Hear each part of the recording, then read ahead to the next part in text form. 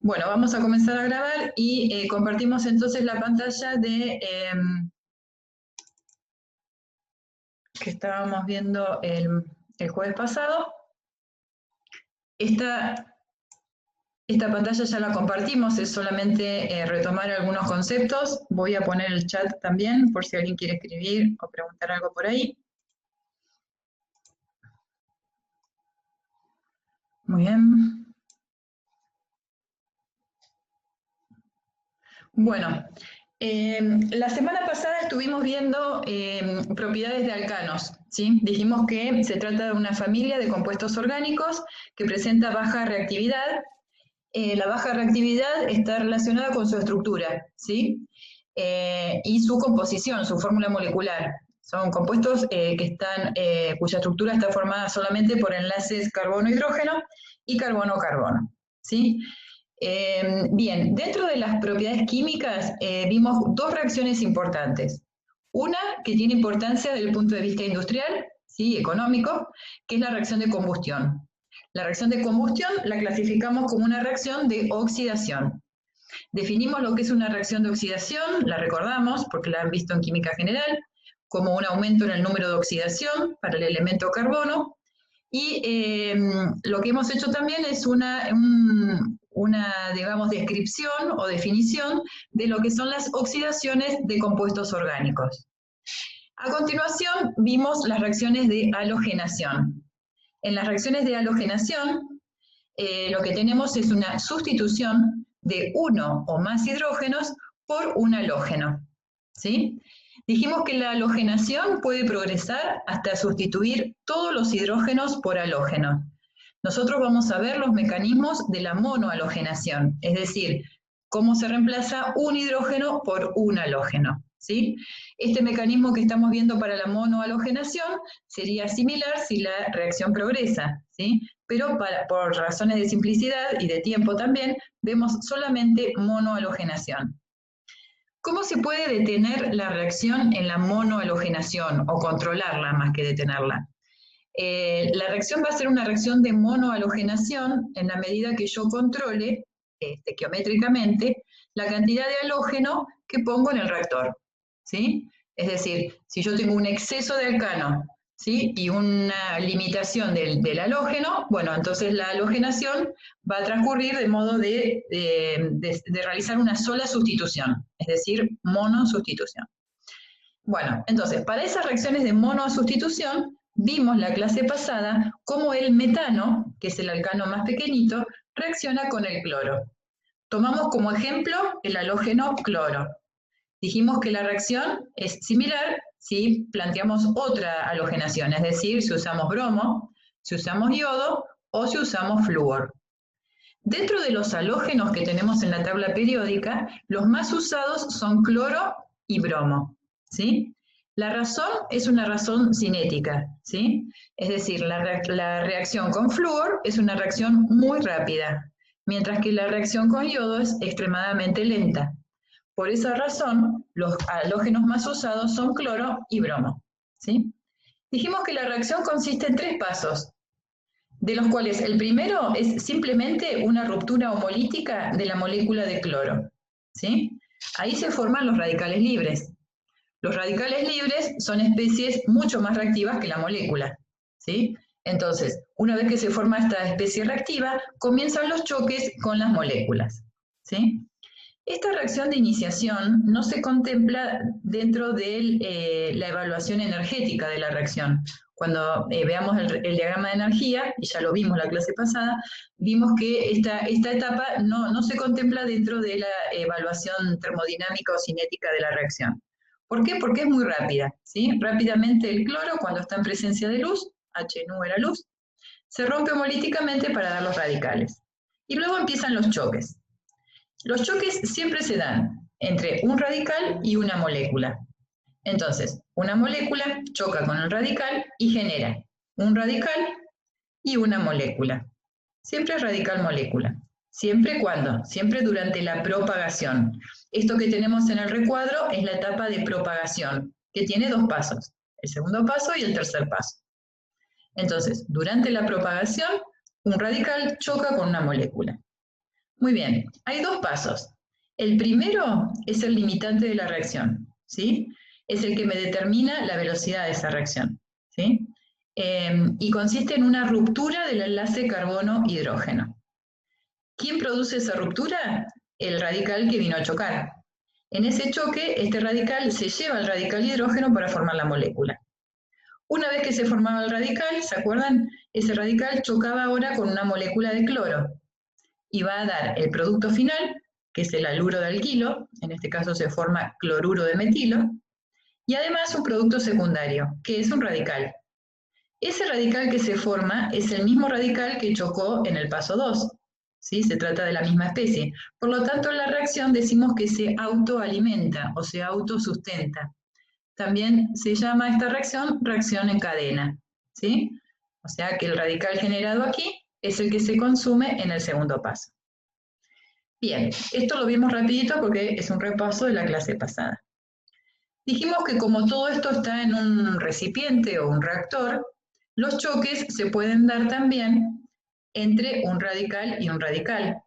En ese caso decimos que la reacción termina. ¿Por qué? Porque no se generan especies reactivas que puedan dar una siguiente reacción. Entonces, ¿cuándo se da la terminación? Por ejemplo, un radical metilo choca con un radical metilo y se forma etano. Este no es un producto deseable. Yo no quería plantear esta reacción para obtener etano, sino que es un producto secundario que hay que tratar de evitar. Otra reacción de terminación es el choque entre radicales. Acá sí se obtiene el producto que yo deseaba obtener, pero lo que ocurre con esto es que consumo radicales y la reacción se va consumiendo, se va terminando, ¿sí? No se forman especies reactivas como producto secundario. Bien, todo esto lo hemos visto para el metano. Adelanto un poquito las hojas porque ya lo hemos visto todo esto.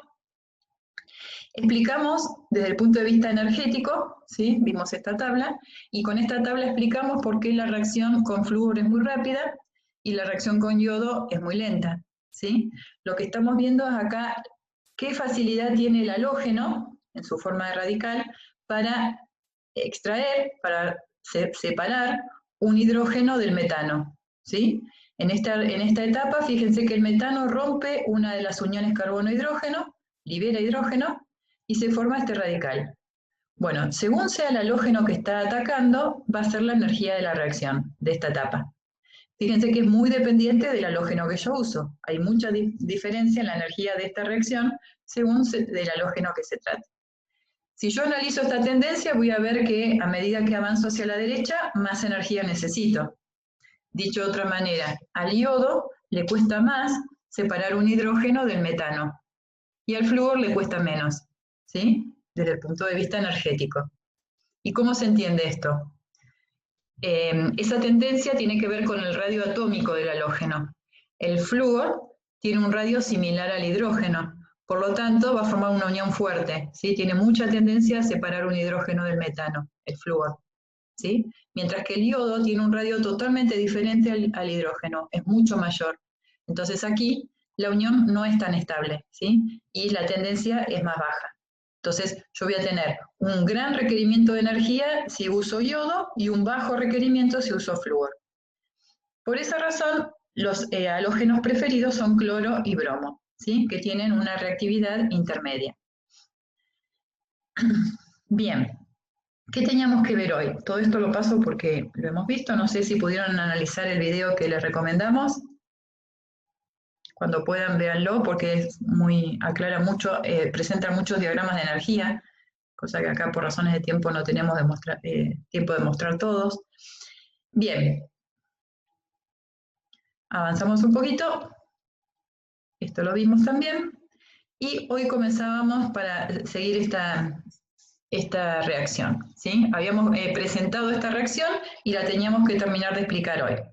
Dijimos que empezábamos hoy la clase explicando la mezcla de productos que están viendo en esta reacción, ¿sí?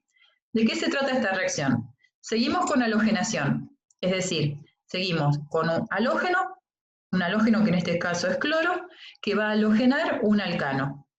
La diferencia con la reacción anterior es que en lugar de metano estamos usando un alcano de mayor cadena, de mayor tamaño de cadena. En este caso, el ejemplo que están viendo en esta pantalla es 2-metilbutano, ¿sí? En este alcano, que es llamado alcano superior, solo porque tiene un gran número de carbonos, tenemos una cadena ramificada, ¿sí?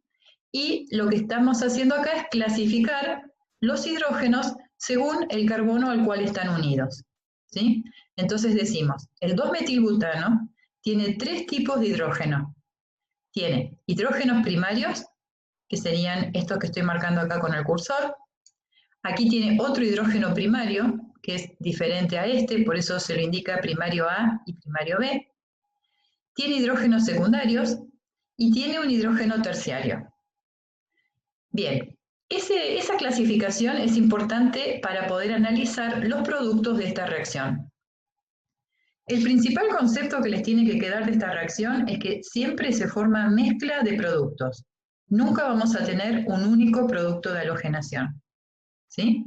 Es decir, vamos a tener productos donde la halogenación se dio en un carbono primario, otros donde se da en el otro carbono primario, que es el B, en el secundario y en el terciario, ¿sí? Bien, entonces, ahora les quería mostrar en una hojita, desarrollé las etapas de ese terciario. Ahora voy a poner la otra cámara para ver si ven la hojita. Antes de mostrar eso, recordamos lo siguiente. ¿Qué vimos en la clase pasada? Se forma mezcla de productos. Abajo tenemos los porcentajes de abundancia, ¿sí? Si ustedes observan eso, estos porcentajes, van a ver que estos porcentajes no están relacionados con la cantidad de hidrógenos. Es decir, no hay una razón o una explicación que sea de probabilidad o estadística para decir dónde ocurre la halogenación. Es decir, cuál es el hidrógeno que se sustituye. El hidrógeno primario, porque tenemos más hidrógenos primarios, se sustituye menos el terciario porque tenemos menos hidrógenos terciarios. No. Si vemos esta abundancia, la que estamos viendo aquí, no se puede explicar esta mezcla de productos solo teniendo en cuenta la cantidad de hidrógenos de cada tipo, ¿sí? Porque si yo hiciera ese análisis, entonces el porcentaje de sustitución en hidrógeno A, que sería este producto, sería muy superior a los otros productos, ¿sí? Solamente porque tengo 6 hidrógenos primarios, ¿sí? Frente al terciario que tengo uno solo. Y si yo comparo el porcentaje que tengo para los hidrógenos primarios respecto del terciario, fíjense que es similar, ¿sí? Entonces, no hay una razón de probabilidad de sustitución solamente en esta explicación, sino que hay que tener en cuenta otras variables, ¿sí? U otras explicaciones, que es lo que vamos a ver acá, ¿sí? Entonces, para poder explicar esa mezcla de productos, vamos a recordar lo siguiente. La velocidad de reacción para cada hidrógeno, ¿sí?, en esa estructura es diferente. Eso es lo que voy a explicar ahora. ¿Por qué la tendencia de sustitución o la velocidad o la rapidez con la que se reemplazan es diferente según el tipo de hidrógeno? Vamos a analizar esta tabla de estabilidades, ¿sí?, donde tenemos la energía necesaria para romper el enlace carbono-hidrógeno. En todos los casos vemos la energía necesaria para romper ese enlace. ¿Cuál es la diferencia en las filas de esta columna? El tipo de alcano, ¿sí? Por ejemplo, esta es la energía necesaria para desprender un hidrógeno del metano. Si sigo avanzando van a ver que la cadena crece, ¿sí? En todas estas 3 filas, las primeras, el carbono es primario y el hidrógeno también. Entonces, esta es la energía necesaria para separar un hidrógeno de un carbono primario, ¿sí? La siguiente también es primario. La que viene a continuación es secundario. Este carbono es secundario, por lo tanto el hidrógeno también lo es. Y la última, que me quedó en la otra página, es terciario, ¿sí? Si yo comparo las energías, ¿sí?, que tengo en esta tabla, vamos a ver, voy a pasarla a la otra hoja así las comparamos bien todas en la misma tablita. Ahí. Pueden observar que a medida que yo desciendo en esa tabla, la energía es cada vez menor. ¿Cómo analizo esto? Estamos viendo que la tendencia o la facilidad desde el punto de vista energético para separar un hidrógeno en un carbono terciario es mayor que en un carbono primario. Es más fácil energéticamente separar este hidrógeno. La energía necesaria para hacerlo es menor que en el caso de los hidrógenos primarios, y ni hablar que en el caso del metilo, ¿no? O en el caso del metano en este caso. Entonces, esa tendencia, ¿sí?, es la que explica la mezcla de productos que vimos en la ecuación anterior. ¿De qué manera? Voy a dejar de compartir acá. Voy a mostrarles, voy a cambiar la pantalla, la cámara. A ver si se ve. Voy a tratar de prender aquí. No sé si con la luz se ve mejor o peor.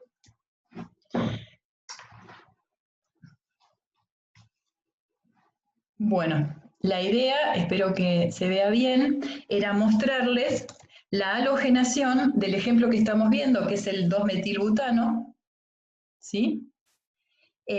Considerando el hidrógeno terciario, la sustitución del hidrógeno terciario, que es el más favorecido, es la sustitución más favorecida, ¿sí? Es decir, desde el punto de vista energético, yo necesito menos energía para romper esta unión.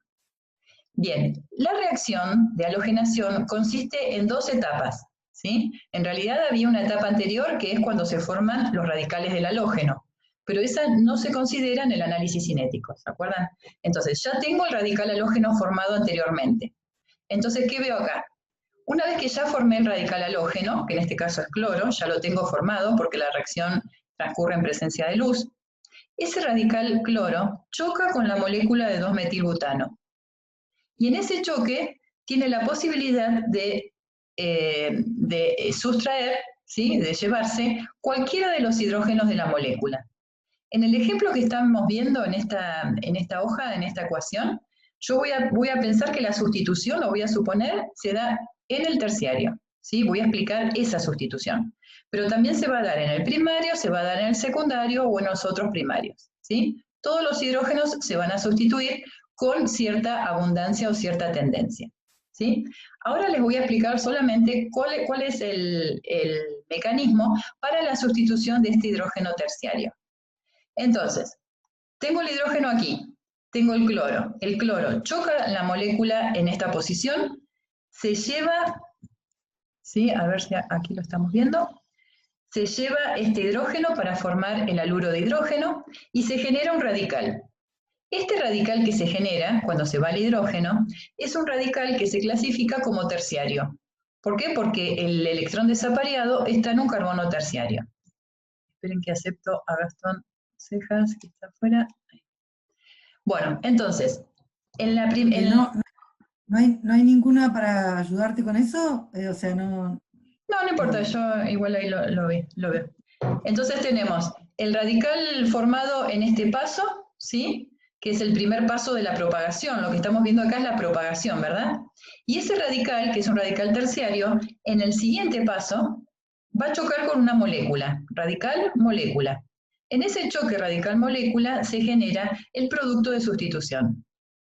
¿Cuál es el paso limitante de esa velocidad? ¿Sí? ¿Por qué es este? Porque es el paso donde el carbono se separa del hidrógeno.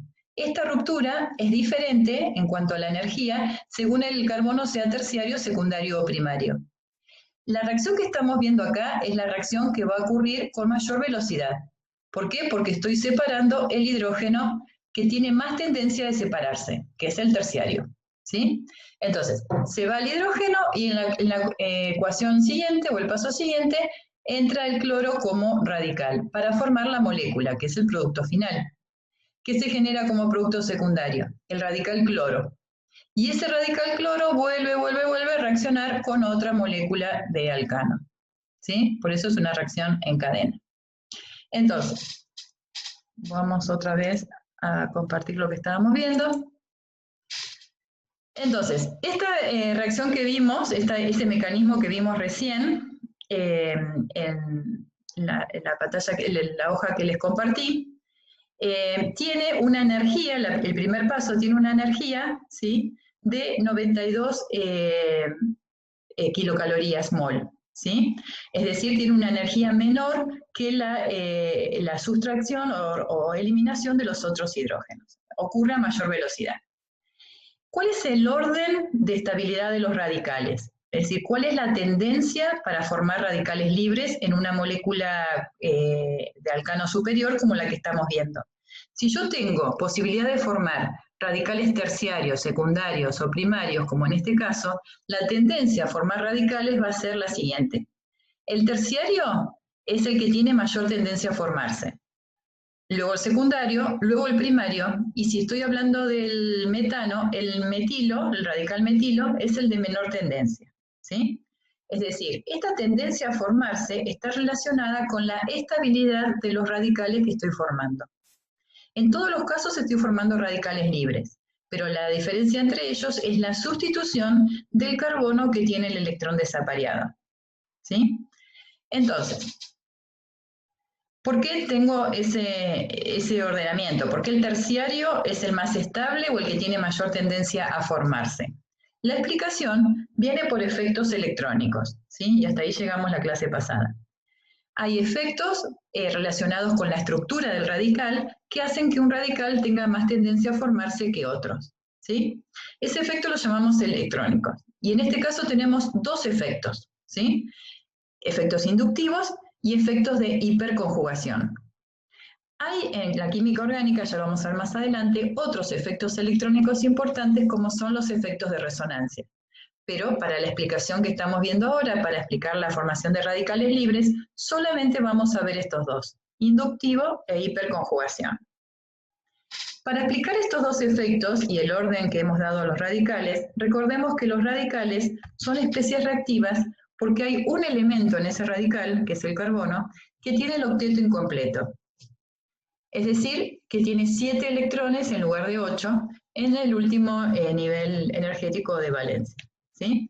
Entonces, requiere aparear ese electrón para alcanzar la estabilización. Por esa razón, el carbono, que tiene el electrón libre, desapareado, se dice que es electrofílico. ¿Por qué? Porque tiene afinidad por los electrones. Está buscando aparear ese electrón, ¿sí? Bueno, eso es un recordatorio de lo que es un radical, ¿sí? Un radical es una especie electrofílica, por esa razón. Bueno, muy bien. Veamos el radical de menor estabilidad. La peor situación para un radical sería un radical de este tipo. Es un radical metilo, ¿sí? Es decir, el metano se desprendió de un hidrógeno en forma de radical, es decir, en esta unión cuando se rompe queda un electrón desapareado, ¿sí? Sobre el carbono y queda en un orbital del carbono, ¿sí? El orbital en el cual queda el electrón desapareado es un orbital P. Esto quiere decir que el carbono que tenía hibridación sp3, cuando rompe este enlace, pasa a cambiar su hibridación. Ahora pasa a ser un carbono sp2, ¿sí? El orbital P que no formó el híbrido es el orbital P que estoy viendo acá pintado en celeste. Este es el orbital P y aloja el electrón desapareado, ¿sí? Aquí no hay ningún efecto electrónico que me estabilice esta situación. Es decir, no tengo en la estructura posibilidad de efectos electrónicos para estabilizar el radical. Por eso, este radical es el menos estable. Veamos ahora otra situación. Abajo tengo radicales, voy a tratar de que entre todo en la misma pantalla. Abajo tengo un radical primario y a la derecha un radical secundario. Fíjense que aquí la situación es diferente. Sigo analizando el carbono que tiene el electrón desapareado, que es este, ¿sí? Pero la estructura de este radical es diferente a la anterior. ¿Por qué? Porque este carbono electrofílico está unido a un metilo, ¿sí? Este es el metilo, ¿sí? Y en este caso, el carbono electrofílica con el electrón desapareado, que es este, está unido a 2 metilos. Fíjense que esta situación es favorable, y es más favorable cuanto más metilos tenga en esa estructura. Los metilos tienen que estar directamente unidos al carbono electrofílico, porque si no, no se siente la unión, ¿sí? La estabilización. Estos efectos que estamos viendo son efectos de corto alcance, es decir, yo necesito tener el orbital que me va a estabilizar, tenerlo unido directamente al carbono, ¿sí? Entonces, lo que estamos viendo es cómo el metilo estabiliza esta situación, que es el electrón desapareado. Esta situación es una situación muy inestable. Dijimos que este electrón busca aparearse. O sea, busco completar el octeto. ¿Cómo lo va a hacer? Hay dos maneras de hacerlo. En la que estamos viendo aquí en la pantalla es una de las formas y se llama hiperconjugación. La otra forma de estabilizar este radical es por efecto inductivo. La hiperconjugación es un efecto de estabilización que se da por cercanía, ¿sí?, a un orbital sigma de una unión carbono-hidrógeno. ¿Sí? Los electrones de esa unión sigma, que son los electrones que están en esta zona donde estoy marcando con el cursor, es decir, en la zona entre el carbono y el hidrógeno, están en un híbrido sp3 del carbono del metilo, ¿verdad? Que está solapando con el hidrógeno. Bueno, esos electrones, sigma, van a interaccionar por proximidad, ¿sí?, con el electrón desapareado. Y lo que van a hacer es dispersar esa inestabilidad. Es decir, lo que van a hacer es bajarle la inestabilidad que genera un electrón desapareado. Imagínense que sería algo así como este electrón que tiene tanta tendencia de aparearse con otro electrón, lo que siente es que tiene en las proximidades electrones. Entonces, lo que va a tratar de hacer es interaccionar, entre comillas, lateralmente, ¿sí? Esa interacción lo puede hacer porque estos orbitales están prácticamente paralelos. No es que estén perfectamente paralelos, sino que por la geometría que tiene el híbrido sp3, este lóbulo está casi paralelo al orbital p donde tengo el electrón desapareado. Entonces, por esta geometría y este paralelismo, imperfecto pero paralelismo, hay un solapamiento lateral, ¿sí? Es decir, hay una interacción que se da por proximidad. Esa proximidad que siente este electrón hace que le baje la energía, no es tan inestable, ¿sí? Entonces, no es inestable tanto como esta situación, ¿no es cierto? Donde acá no había ningún efecto electrónico porque no tengo en la vecindad ningún orbital para poder solapar, ¿sí? Van a ver que en la bibliografía usan el término traslape, ¿sí? Traslape de orbitales, ¿sí? Ese término de traslapa, bueno, no es un término, digamos, muy común para nosotros, pero sería algo así como una interacción lateral, ¿sí? En el caso del radical secundario, fíjense que este electrón desapareado siente la cercanía de estos electrones sigma, ¿sí? De este metilo y de este metilo. También estamos hablando de orbitales casi paralelos al orbital p donde está el electrón desapareado.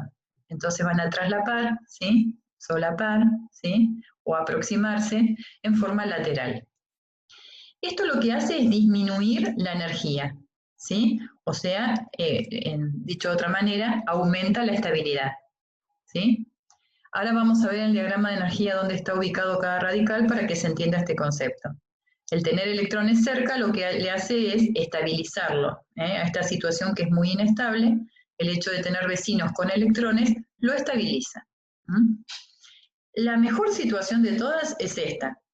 Acá hay una gran estabilización. ¿Por qué? Porque hay una interacción con electrones sigma de 3 vecinos, ¿sí? Por esa razón, el radical terciario es el más estable, ¿sí? Entonces, si yo tengo la posibilidad de formar terciario, secundario o primario, voy a formar el terciario por esta razón, porque una vez que lo formo, el radical se la rebusca para estabilizarse con sus vecinos, ¿sí? Bien, cuanto más radicales metilos, cuanto más grupos metilos tenga en las proximidades, mejor. Ese efecto se llama entonces hiperconjugación y lo vamos a ver siempre que tengamos situaciones de este tipo. Obviamente esto se da con grupos metilos unidos directamente al carbono que tiene el electrón desapareado. Si la distancia aumenta, es decir, si yo tengo un grupo metilo allá lejos en la cadena, no se siente el efecto, ¿sí? Es un efecto directamente asociado con el centro donde está el electrón desapareado. O sea, tiene que estar próximo. Bien. Profe. Sí. Entonces, lo que había dicho usted de que el radical terciario es más estable, ¿indica que va a tener mayor porcentaje de aparición en la mezcla o va a ser todo terciario entonces? Claro. Vos en esta mezcla, vamos a la mezcla. En esta mezcla que habíamos visto hoy, que era esta, decíamos, bueno, por lo que estamos viendo, este que está marcado en rojo sería el preferido. Es decir, este radical, el radical que se forma en el primer paso, es el que tiene menor energía. Entonces me tendría que dar todo sustitución en el terciario. ¿Y por qué existen los otros productos? Eso puede ser una pregunta relacionada con lo que me estás diciendo. Bueno, la razón es que, lo vamos a ver dentro de un ratito, pero ya te lo digo, es que el cloro no es tan selectivo. El cloro es tan reactivo, choca tan violentamente, que casi no discrimina qué hidrógeno se lleva. ¿Entendés?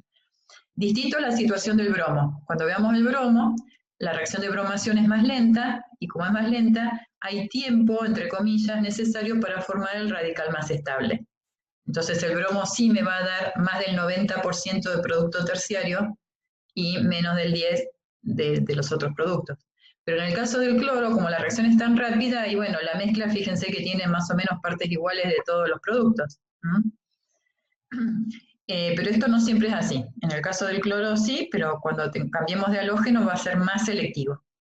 Si yo puedo elegir, si yo pudiera elegir, me llevaría siempre un hidrógeno terciario, por la razón que estoy explicando, pues se forma el radical más estable.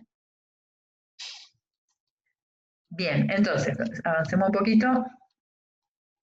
Bien, entonces el efecto de hiperconjugación se da de esa manera, ¿sí? Se traslapan o se solapan esos orbitales por cercanía, que son los orbitales sigma, con el orbital p que tiene el electrón desapareado. Bien, el otro efecto, acá lo vemos los tres, es el efecto inductivo, ¿sí? ¿Qué es el efecto inductivo? El efecto inductivo es la polarización de un enlace sigma, que en este caso es carbono-carbono, ¿sí? O sea, el efecto inductivo se da cuando un enlace sigma se puede polarizar. Esa polarización se indica con una flechita, ¿sí? La flecha azul indica efecto inductivo. Aquí tenemos un efecto inductivo, aquí tenemos dos efectos inductivos, y en el primer caso no tengo efecto inductivo. ¿Por qué? Porque el enlace carbono-hidrógeno no es polarizable, ¿sí? ¿Y por qué este enlace es polarizable y aquel no? Fíjense que acá estamos hablando de un carbono sp2, este que estoy tocando con el cursor es sp2, porque es el que tiene el electrón desapareado, y su vecino es sp3. Entre el sp2 y el sp3, quien tiene más electronegatividad, entre comillas, o más tendencia a atraer electrones, es el sp2. Entonces el polo va hacia el más electronegativo, ¿sí? Esa flechita es la flechita similar que usamos cuando indicamos los mu, los momentos dipolares. Indica también polarización. Entonces, en el caso del radical etilo, que es un radical primario, tenemos un efecto inductivo de un carbono sp3 hacia el centro donde está el electrón desapareado. En el caso del radical isopropilo, ¿sí? Tenemos dos efectos inductivos, ¿sí? Y en el caso, esperen que no sé si está, el terciario está dibujado, bueno, lo había escrito, no está el terciario, se los debo, lo vamos a ver más abajo en un escrito. Entonces, el terciario, si yo acá pongo un metilo, tendría tres efectos inductivos, ¿sí? Quiere decir que cuanto más sustituido esté ese radical, más aportes de efectos inductivos voy a tener. ¿Y esos efectos inductivos son beneficiosos? Es decir, yo quiero tener efectos inductivos en un radical. ¿Qué les parece?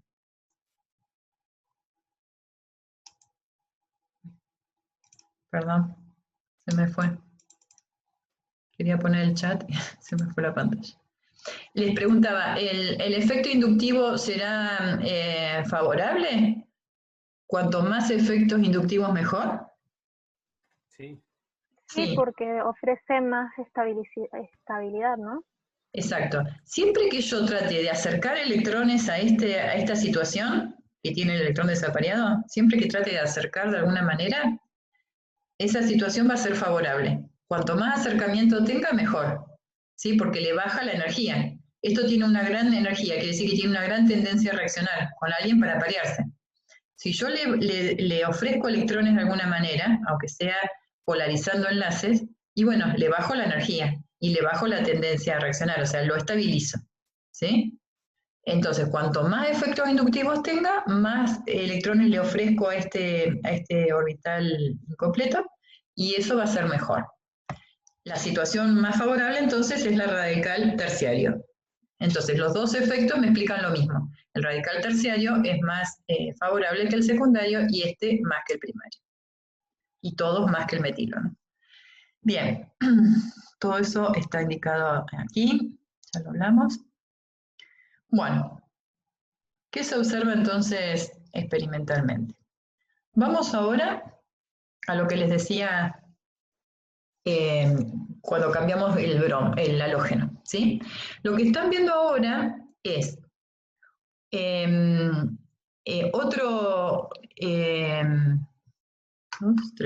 otro alcano.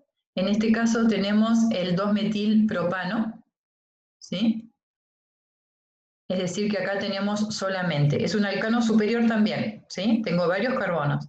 Tengo carbono primario, carbono terciario, primario y primario. Si yo sumo los hidrógenos que tengo, que son posibles hidrógenos para reemplazar, ¿no? Para sustituir, tendría 9 primarios y 1 terciario. Si yo analizo esta reacción solo desde el punto de vista estadístico de probabilidad de sustitución, diría, y bueno, tengo muchos más primarios, la sustitución se va a dar en un primario, ¿sí? Tengo 9 contra 1. Bueno, y no es así, ¿sí? ¿Qué se ha observado experimentalmente? Todo lo contrario. El que tiene más tendencia a sustituirse por el bromo es el terciario, ¿sí? En la mezcla de productos va a haber un 99% de sustitución de hidrógeno terciario y un 1% o menos, por eso se indicó como trazas, de hidrógeno primario. Acá sí se pone en evidencia lo que acabo de explicar, ¿sí? El radical terciario tiene más tendencia a formarse que el primario, porque es más estable, ¿sí? Que es más estable quiere decir que en el diagrama de energía que vamos a ver ahora, a continuación, toda la curva va más abajo que en el primario, ¿sí? Tiene menos energía de activación. Yo requiero menos energía para separar este hidrógeno que para separar los primarios.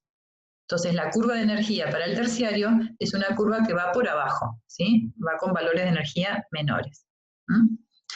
Esa tendencia se ve en este porcentaje. Mucha tendencia de sustituir un terciario, aun cuando solo tengo un hidrógeno terciario, ¿sí? Entonces, para el bromo, el factor probabilidad no cuenta para nada. Solamente gobierna, o sea, lo que explica esta reacción es la estabilidad del radical que se forma en el mecanismo, ¿sí? Bien, para el caso del cloro, acuérdense que la situación no era tan así. En el caso, si yo acá tuviera cloro en lugar de bromo, quizás hubiese tenido un 60% de este y un 40% de este, ¿se entiende? O sea, no es tan evidente el factor estabilidad. ¿Por qué? Porque el cloro no es tan selectivo. El cloro como reacciona más rápido, y bueno, a él le da prácticamente lo mismo separar un hidrógeno o el otro, ¿sí? El bromo es más lento en la reacción. Recuerden que las condiciones experimentales las ponemos generalmente sobre la flecha de reacción. Entonces acá donde ven todas estas cosas, ¿qué es esto? El halógeno que usé, abajo dice luz, puedo usar luz o temperatura. La reacción la hago expuesta a la luz ultravioleta o si lo hago en oscuridad le tengo que dar alrededor de 400 grados. Muy bien. Profe, Sí. entonces, si cambiáramos, por ejemplo, el cloro a flúor, que el flúor es más rápido incluso, ¿tendría mayor factor? Sí. En el flúor es probable que te dé más primario que terciario, porque el flúor, como choca tan rápido, tiene más probabilidad de chocar con 9 hidrógenos que con 1, ¿no? Perfecto. Igual no van a ver flúor en ninguna reacción, ni en los libros, ni en nuestras guías de problemas, ni en nuestros exámenes, por supuesto, porque no es una reacción que tenga importancia desde el punto de vista práctico. Nadie va a halogenar un alcano con flúor. Perdón, Eugenio. Sí. Germán, y por otro lado, o sea, por los motivos que ya se expusieron, el flúor y el yodo tampoco van a ser, o sea, va a ser usado en la halogenación. Las ventajas que tiene de reaccionar más rápido, o sea, violentamente o muy lentamente, y bueno, quedan desestimados en la reacción. Así que, o sea, no la pienses a la reacción Claro. con Está bien que hagan esa pregunta, pero no se imaginen que nosotros les vamos a aplicar solo cloro y bromo y después va a aparecer el flúor en el examen, no es la idea. Claro, eso es lo que han pensado. Claro, sí. El concepto que les tiene que quedar claro es que el bromo es más selectivo porque la reacción tiene una velocidad menor, es decir, más lenta, ¿sí?, que la cloración. Entonces, como la velocidad es menor, el bromo en el ataque va a seleccionar el hidrógeno que va a retirar como radical, ¿sí? Es decir, va a seleccionar y va a formar el radical más estable. ¿Y cuál es el radical más estable? El terciario. Es decir, va a ir por el camino de menor energía, ¿sí?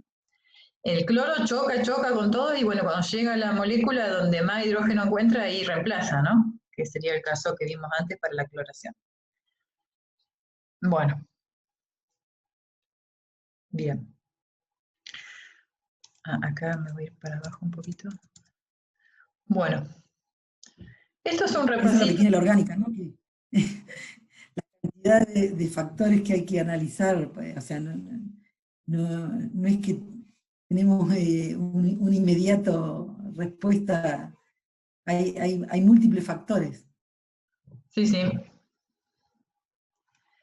Bueno, sí, por eso que, o sea, siempre los factores, en la mayoría de los casos, se explican por efectos electrónicos que estabilizan algunas especies, ¿sí? O sea, los efectos electrónicos que expliqué recién son efectos electrónicos que van a ver todo el cuatrimestre. Cada vez que tengan que explicar una reactividad, una regioselectividad, que vamos a ver qué es la regioselectividad, siempre lo van a explicar por efectos electrónicos. Es decir, qué pasa con el resto de la estructura y cómo ayuda a la estructura a que una reacción se dé o no. Bien, entonces, este concepto de cinética lo hemos visto cuando vimos mecanismos allá hace una semana ya. Dijimos que las reacciones, todas las reacciones, no solamente en la química orgánica, se dan a través de choques entre las especies que reaccionan. Y la velocidad, que es el número de choques por unidad de tiempo, depende del número de choques efectivos, ¿no? Porque no todos los choques se traducen en una reacción. Para que un choque se traduzca en una reacción o lleve a productos, a formar productos, yo necesito contemplar el número de choques que se da, es decir, choques por unidad de tiempo, cuántos de esos choques tienen la energía necesaria para que la reacción se dé, es decir, cuáles son efectivos, ¿sí? Y cuál de esos choques o qué fracción de esos choques tienen la orientación adecuada. Quiere decir que cuando yo analizo la velocidad de una reacción, no solamente cuento choques por unidad de tiempo, sino que de 300 choques por segundo, supongan, ¿sí? De esos 300 voy a tener una fracción que van a tener la energía necesaria para que la reacción se dé, y una fracción de choques que se dan con la orientación. Quiere decir que de 300, capaz que 220 me conducen a una reacción, ¿sí? Por decir algo, ¿no? Un valor. Entonces, cuando yo analizo el número total de choques, ¿sí?, lo que tengo que tener en cuenta es que ese número de choques va a depender. Es la frecuencia de colisiones, ¿no?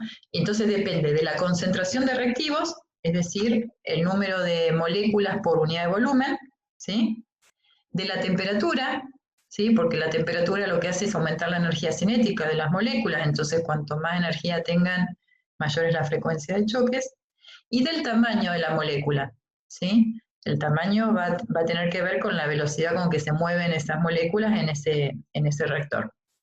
Entonces, todos estos factores van a determinar la velocidad de una reacción, ¿sí? Dentro de la frecuencia de choques con la energía suficiente, vamos a recordar que aquí, los que traen energía suficiente, en los choques que se realizan con energía suficiente, la energía suficiente que estoy mencionando es la energía de activación, ¿sí? Es decir, la energía de activación es la energía necesaria, ¿sí?, que tienen que tener las especies que chocan para que la reacción evolucione hacia productos, ¿sí? Porque si no alcanzan esa energía de activación, la reacción no avanzaba, no se producía. Entonces, la fracción de choques es la fracción de esos choques que traen la energía de activación, que es la necesaria para la reacción. ¿Y quién me da la energía ¿De qué forma yo puedo entregar energía a esas moléculas para que choquen? Y bueno, la energía la da, por ejemplo, la temperatura, ¿sí? En el caso que estamos viendo, la variable experimental necesaria es la luz. Si yo le doy luz en lugar de temperatura, lo que estoy haciendo cuando le doy luz es formar radicales libres, y los radicales ya son por sí mismos especies reactivas. Esa sería otra forma, ¿sí? Bien. Las fracciones de choques que tienen la orientación adecuada, eso es un factor también de probabilidad, ¿sí? Es decir, si la molécula es simétrica, si no es simétrica, ¿sí? Si es simétrica, hay más probabilidad que la orientación sea adecuada, ¿sí? Pero si es asimétrica, tiene que tener una orientación específica, ¿sí? Bien. Veamos entonces este concepto. Este es un repasito de lo que era velocidad de la reacción. Mencionamos que en la velocidad participa la energía de activación como limitante. La energía me va a decir qué energía tiene que tener las especies cuando chocan, ¿sí? O sea, qué energía necesito para que se dé la reacción. ¿Y de qué depende esa energía de activación en la reacción que estamos viendo? Depende de la estabilidad del radical. Hoy mencionamos que se pueden formar radicales terciarios, secundarios o primarios. En algunas moléculas se pueden formar cualquiera de los tres, en otras se formarán secundarios y primarios, en otras terciarios o secundarios. Bueno, pero si yo tengo un alcano superior, seguramente voy a tener más de una posibilidad de formar radicales. Entonces, la energía de activación depende del radical que se está formando, ¿sí? Entonces, recordemos con lo que estuvimos explicando recién. La velocidad va a ser mayor si el radical es terciario, ¿sí? ¿Por qué? Porque se va a formar el radical más estable. Antes de seguir leyendo esto, vamos a esta curva que es la que nos va a aclarar el concepto. Fíjense en el ejemplo que veíamos recién, bromación del 2-metilpropano.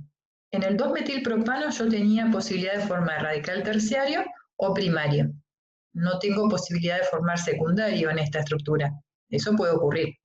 En esta molécula yo tengo primario o terciario, ¿sí? Bueno, entonces yo tengo dos posibles curvas. Una para el primario y la roja para el terciario. O sea, tengo dos rutas diferentes.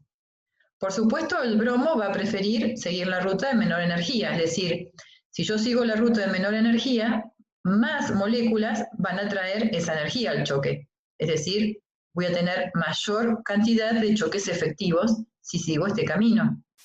Si sigo el camino de la curva verde, menos choques van a ser efectivos. ¿Por qué? Porque la energía de activación que necesito es mucho mayor. Bien, ¿y por qué existe curva roja y curva verde? La curva roja sería el choque entre el radical bromo, ¿se acuerdan en el mecanismo? Se formaba el radical choca con la molécula. Bueno, en ese choque, ¿qué hidrógeno se lleva? ¿Se lleva el hidrógeno terciario? Si se lleva el terciario, el camino va por acá, ¿sí? Este sería el radical que se origina cuando se va este hidrógeno terciario. El radical es terciario, como ven, y está estabilizado por los efectos que expliqué recién. Efectos inductivos y efectos de hiperconjugación, ¿sí? Su energía es menor respecto del primario. Fíjense, si yo sigo el camino verde, ¿qué sería este camino? El camino verde sería cuando el bromo se lleva, por el choque, un hidrógeno primario. Entonces se forma un radical primario, ¿sí? Acá no está el resto de la molécula, pero este radical que está acá sería el radical que se forma cuando se va este hidrógeno, por ejemplo. O este, son los 9 son equivalentes, ¿sí? Entonces, se va por ejemplo, se forma este radical, ¿sí? ¿Qué efecto inductivo va a tener ese radical primario? Solo el del resto de la cadena, ¿sí? Acá hay un solo efecto inductivo y de hiperconjugación, mientras que acá hay 3, ¿sí? Entonces, si yo comparo las energías, fíjense, la energía del radical terciario está en este escalón y la energía del radical primario está en aquel que está allá arriba. Si las energías de los radicales son diferentes, por supuesto sus curvas de energías van a ser diferentes.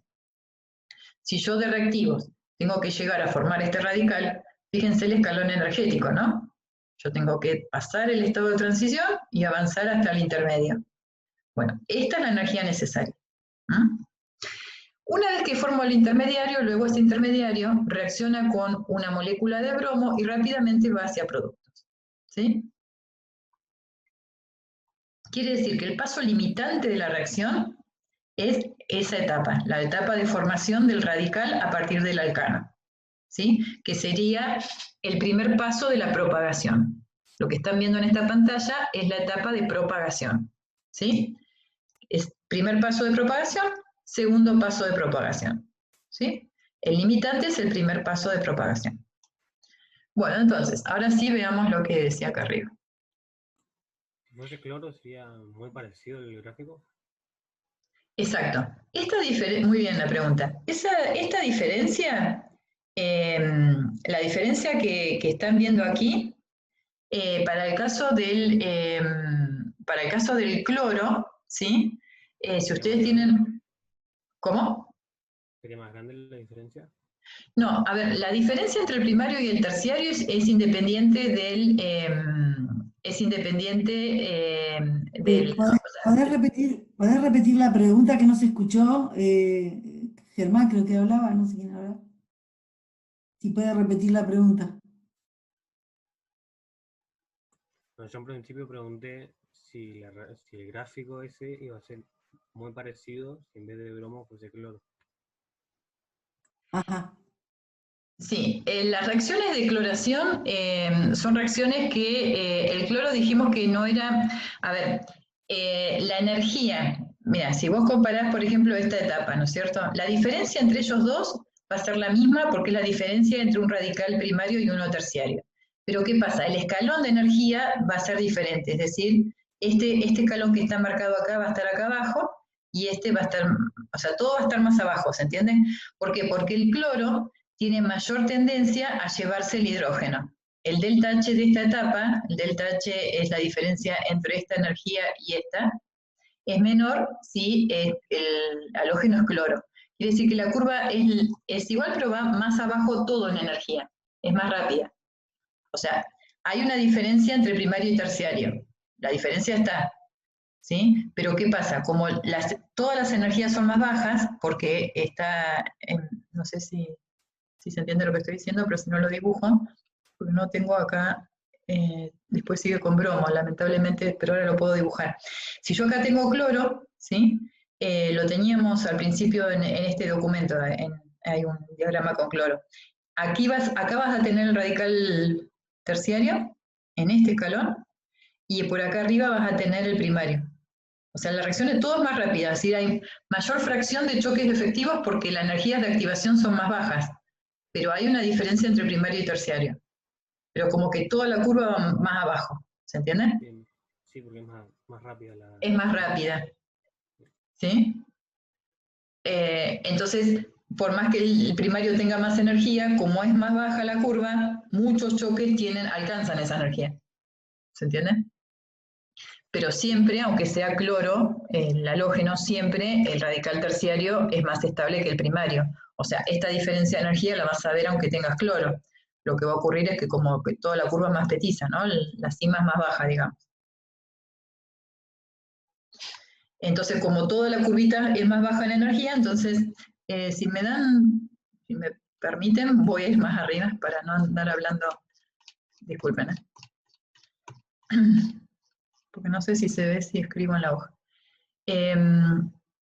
Olvídense de esto que era la iniciación. Fíjense,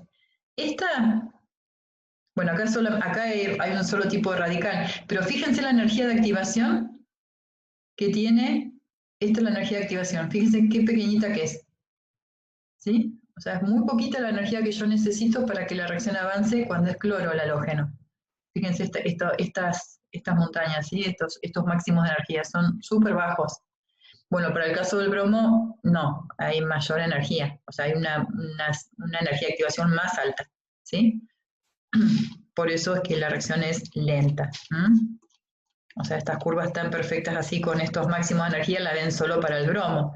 En el caso del cloro es todo mucho más rápido. Entonces, cuando analicemos la selectividad, que es el concepto que tenía que explicar hoy, siempre lo vamos a ver para el halógeno bromo, dado que para el cloro este concepto no es importante porque la energía de activación es tan baja, la velocidad es tan alta, es decir, reacciona tan rápido el cloro, que el análisis de regioselectividad no tiene significancia en ese caso. O sea, es más significativo este concepto para el bromo porque la reacción es más lenta. ¿En qué consiste la regioselectividad? ¿Sí? Regioselectividad es un concepto que vamos a ver todo el cuatrimestre. ¿Sí? La regioselectividad es un concepto que se aplica cuando una reacción transcurre de manera que se obtiene uno de los productos en mayor proporción respecto de los otros. ¿Sí? Entonces yo digo, es una reacción regioselectiva. Una reacción regioselectiva es aquella donde, pudiendo formar varios productos, va a formar principalmente uno. Fíjense, perdón que voy para atrás, decíamos la bromación transcurre de esta manera. Acá claramente hay preferencia de un producto. Hay 99% de formación del bromuro de terbutilo. ¿Sí? Quiere decir que esta reacción es regioselectiva. Regio significa espacio, lugar. Hay un espacio preferido de sustitución. Y ese espacio sería este que estoy marcando en el cursor. Ese es el espacio preferido. Por eso esta reacción es regioselectiva.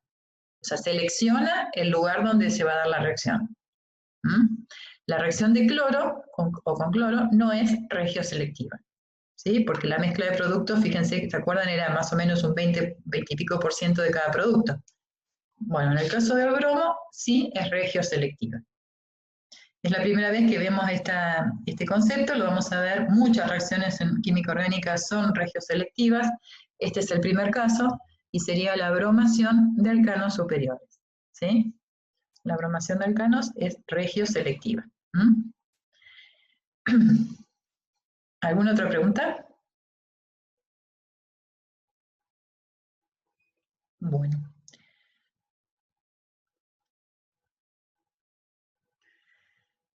Bueno.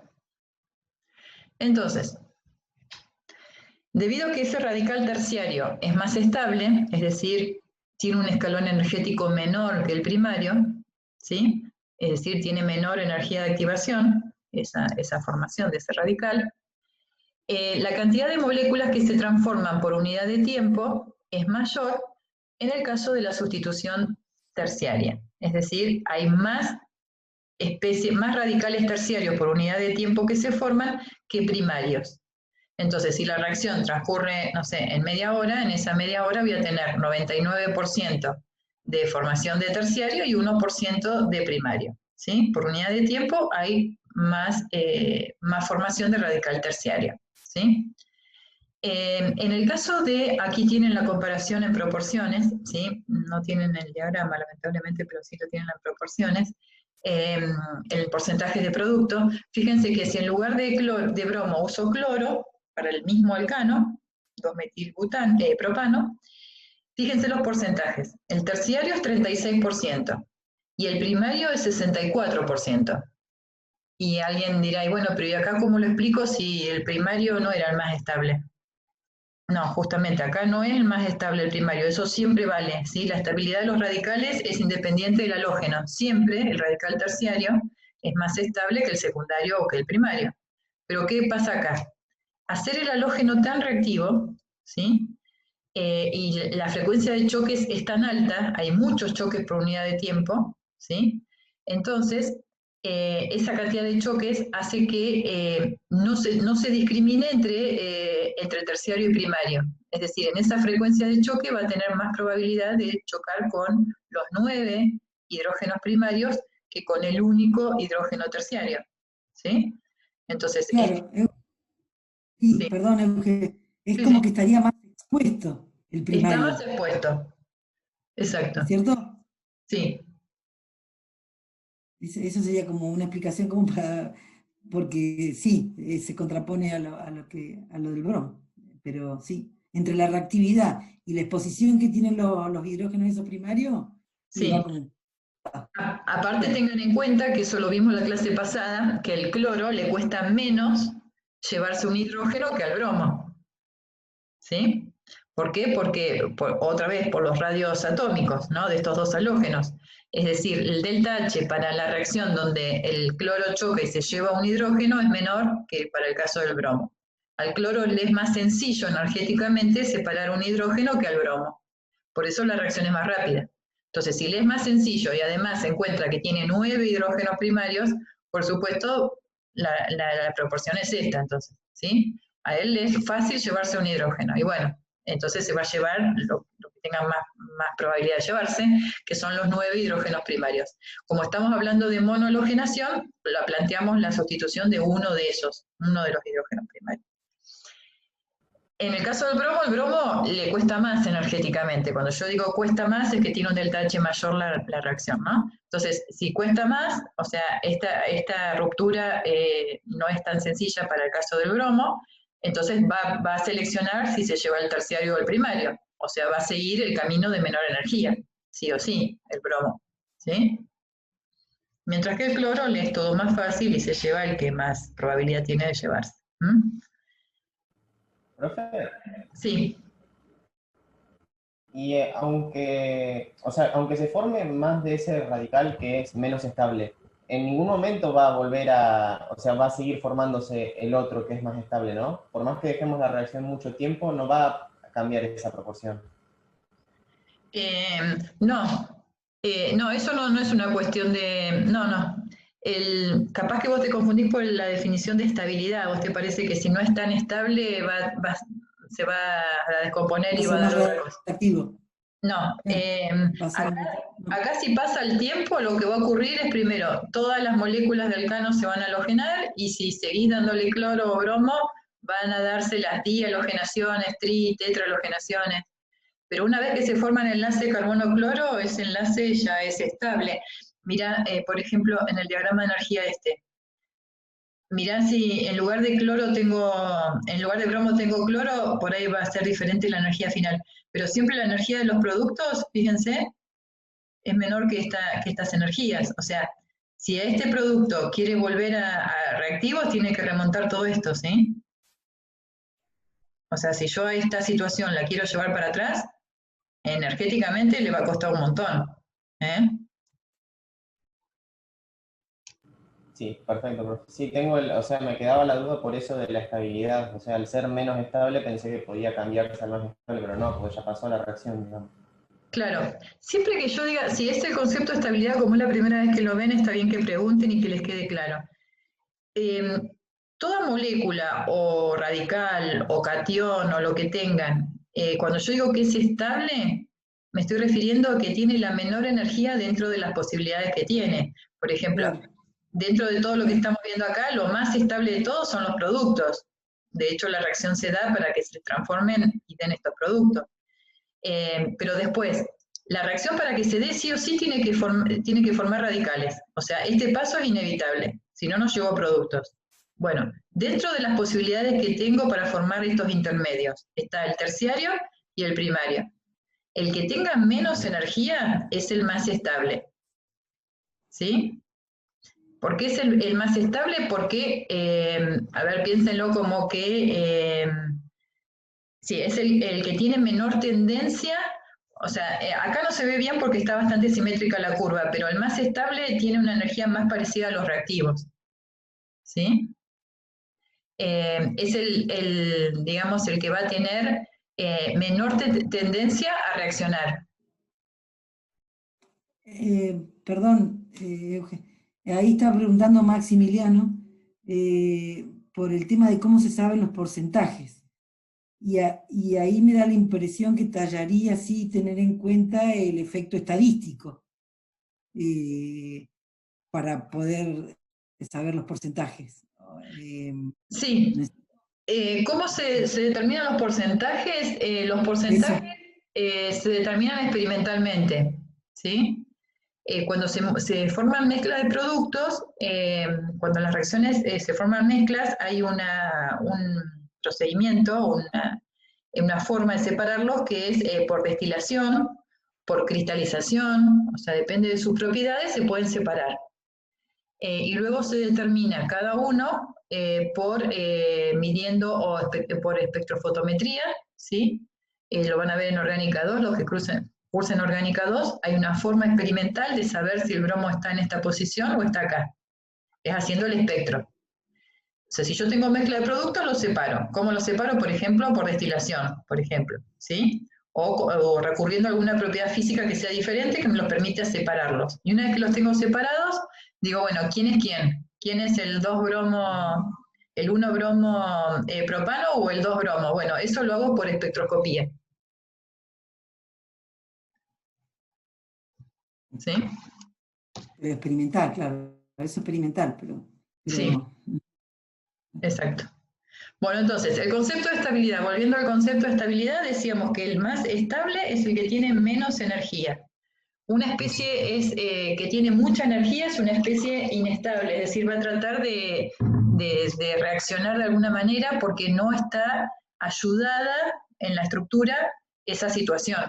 Por ejemplo, el radical primario. El radical primario tenía un efecto electrónico bajo, tenía un solo contribución al efecto electrónico, inductivo o hiperconjugación. Entonces, aquí no hay en la estructura forma de estabilizar este electrón desapareado. O sea, es muy, muy reactivo. Está acá arriba, no hay en la estructura efectos que lo acompañen. Entonces, ¿qué hace este radical? Trata de sí o sí buscar aparear ese electrón formando los productos. Por eso es inestable. Este radical es inestable. De alguna manera busca terminar la reacción para poder completar el octeto. Mientras que este radical, que tiene menos energía, es más estable. O sea, está ayudado internamente la situación del octeto incompleto. Esa es la diferencia. O sea, si aparece algo así en el TP, no podemos concluir qué porcentaje. No, nunca les vamos a pedir que ustedes, o sea, están medio asustados con las preguntas. No, claro. Nunca les vamos a pedir que ustedes nos digan qué porcentaje de cada producto, de ninguna manera. No, vamos a dar nosotros. Hay del terciario, claro, el primario. Tranqui, Maximiliano. No, ustedes, esto es algo experimental. Ustedes sí deberían saber, no sé si me escuchan porque me dice que está inestable la conexión, sí deberían saber que el bromuro de terbutilo es el producto mayoritario. Sí les podemos preguntar en una bromación cuál es el producto mayoritario. Esa pregunta sí, pero no qué porcentaje. Correcto. ¿Vamos? Profe, sí. Y una duda más que me quedó a mí, para que haya esa selectividad, ¿tienen que ser las dos cosas? O sea, que las energías de activación estén más o menos todas similares y que sea una baja energía de activación para que ocurra la reacción rápido, ¿o puede ser una de las dos condiciones nomás? No, la energía de activación, este máximo te lo va a dar el tipo de alcano y el tipo de halógeno. Claro, ¿sí? Claro. O sea, no es que la energía de activación depende de ellos dos. O sea, no es que esta curva es la misma para cualquier bromación de alcanos. No, esta es una curva del 2-metilpentano. Propano, 2-metilpropano. ¿Por qué? Porque recuerden lo que dijimos, y estaba escrito ahí abajo. Según el halógeno, es la energía necesaria que necesita para llevarse ese hidrógeno, ¿sí? Y formar este radical. O sea que esta curva es muy dependiente del halógeno. Y también es dependiente de qué tipo de hidrógeno me estoy llevando. ¿Sí? Siempre si es el terciario va a ir por el camino más bajo respecto al primario. Esto es el concepto que tiene que quedar. ¿Sí? Pero el valor propiamente de energía de activación depende de cada par de reactivos, tanto alcano como halógeno. ¿Esa era la pregunta? Sí, eso es. Correcto. En la guía, Euge, perdón, hay dos ejercicios, justamente, el 7 y el 8, y el 7 está referido a la reacción de la combinación del propano con bromo, y el 8 a la cloración del pentano. O sea, efectivamente hay un halógeno distinto y un alcano distinto, para que entiendan, o sea, la diferencia. Sí, si ustedes quisieran ver todas las curvas acá, tendríamos cloración de terciario por acá, cloración de primario por acá. O sea, en un orden de, si quieren comparar todo en una misma curva, se los puedo traer dibujada para la próxima prolija. El cloro estaría acá abajo, bien bajo, la cloración en un terciario por acá, y luego las bromaciones, ¿sí? Pero siempre dependiendo del alcano, o sea, tengo que dejar constante una de las dos, porque la curva depende de los dos reactivos. Bueno. Pero además, bueno, por otro lado, en los parciales, o sea, diagramas, no me acuerdo de que hayamos tomado. O sea, no, está bien las preguntas, pero no, o sea, ustedes traten de entender los conceptos que le estamos dando, si surge una pregunta, surge, pero no se imaginen que le vamos a preguntar algo totalmente que nosotros lo podemos explicar, ¿no? Así que no se hagan problema por eso. Bueno, entonces, el orden de reactividad, ¿sí? Además de depender del tipo de radical que estoy formando, depende del tipo de halógeno, ¿sí? Por lo que decía recién. En una reacción de halogenación yo tengo dos reactivos. Tengo el alcano y tengo el halógeno. Entonces, la velocidad depende de los dos. De qué tipo de hidrógeno me estoy llevando y de qué halógeno lo está atacando. Siempre recordando que el orden para los halógenos es este que estamos viendo acá, que ya lo habíamos explicado. Bueno, y acá tienen... bueno, acá Mónica les había puesto este tipo de preguntitas un poco para matizar. Está bueno. Sí, está bueno. Sí, para no hablar tanto tampoco. Yo por suerte vengo mejor con la garganta. Entonces, tienen otro ejemplo, ¿sí? En el ejemplo que están viendo ahí tienen el 3-metilpentano. Este alcano que están viendo acá es el 3-metilpentano, ¿sí? En el caso del 3-metilpentano, a ver si lo puedo poner, este es el nombre, 3-metilpentano. Veamos qué tipo de hidrógenos tengo para sustituir y ahora vamos a analizar una reacción de bromación, ¿sí?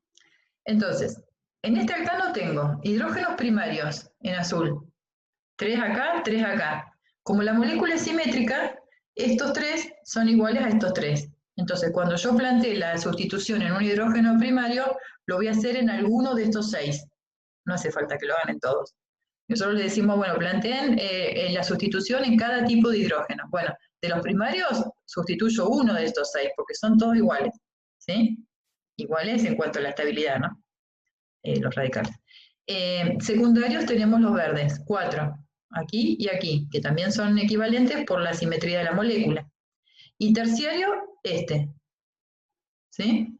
Acá faltó indicar que acá tengo otros primarios que serían primarios diferentes a estos azules. Acá este metilo también tiene primarios, pero bueno, quedémonos con lo que está escrito acá. Entonces tengo hidrógenos primarios, secundarios, terciarios, ¿sí? Bien. Curva para la bromación. Tengo 3-metilpentano más bromo.